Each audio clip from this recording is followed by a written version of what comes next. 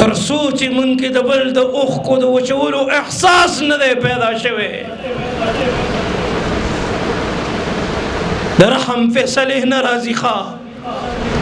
په یو قوم کې چې د یو کرکټر تنخواه 46 लाख روپۍ ده او په هغه قوم کې په هغه ملک کې د یو شیخ الحدیث د یو شیخ القرآن د یو مدرس د یو قاری صاحب تنخواه 5000 روپۍ ده.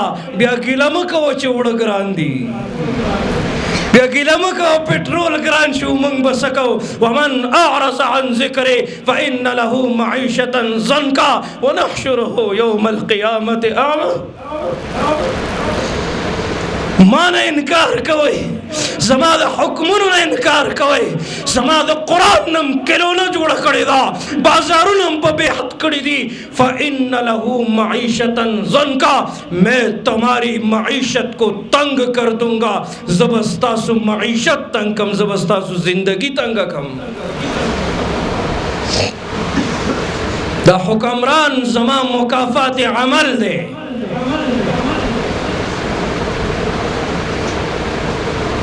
سار کی جماعت ویران پروت دے، دو نمازیان پکی ولاړ دی، ټولو ته پته چې جمع په 5:30 بجې ده. کم کور کې د ساري مونځ نشته کنه، دوی رزق تنگ دی. کم کور کې د ساري مونځ نشته، دوی کې اختلافات دي، پلار زوی سره اختلاف دی، مور د زوی خلاف ده، رور د رور خلاف دی، افراتفری اختلاف. مولانا صاحب چارا باندې سکړی دي، اسیم در باندې نه دی کړی. ته بیلمازه بیلمازه انسان نه خو خنزیرم پناه غواړي. وای د مسلمانانو په مقبره کې مخه خوي، د په وجه نورو مړو ته تکلیف دی. دله قرض مو ورکوي، د الله حق نه ادا کوي، د بندګانو حق ادا کوي. او فی جنات یتساءلون، اهل جنت بتپوس کی عن المجرمین، مجرمانو ما سلککم فی سقر، تاسو ولې جهنم ته روان یې؟ دوی به ورته په ژړا شي لم نکو من المصلین، موږ به لمونځ نه کولو.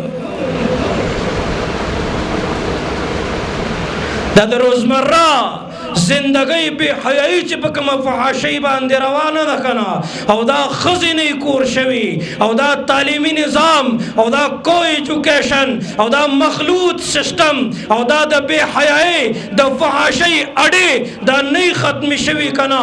د دې نه هم دا حالات زیات بدتر شيخه. منګه د بیبي فاطمه زندگی کتلې ده، زه به داسې تعلیم سکم چې زما د سر نه لوپټه کوزه کي، زه به داسې تعلیم سکم چې ما ته بے حیايي وخی، ما ته فحاشي وخی، زه به داسې تعلیم سکم چې هغه زما د زوی نه اشته ادب هم ختم کی، احترام هم دې ختم کی.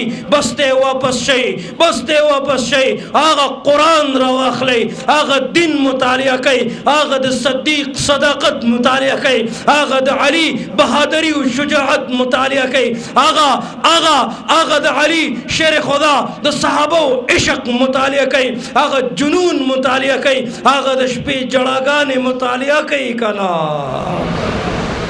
عزت بچ کولو والا نشتا. بعضې خبرې د زړه د درد نه کومه. د خاتم تای لور مسلمانانو سره په غنیمت کې پاتې شوه، سری سرتورو. پیغمبر علیہ السلام له صحابه راوستلا، د الله نبی رحمت للعالمین پیغمبر نبوت والا صادر را واغست او هغه ته په سر باندې واچو، سری سرتور.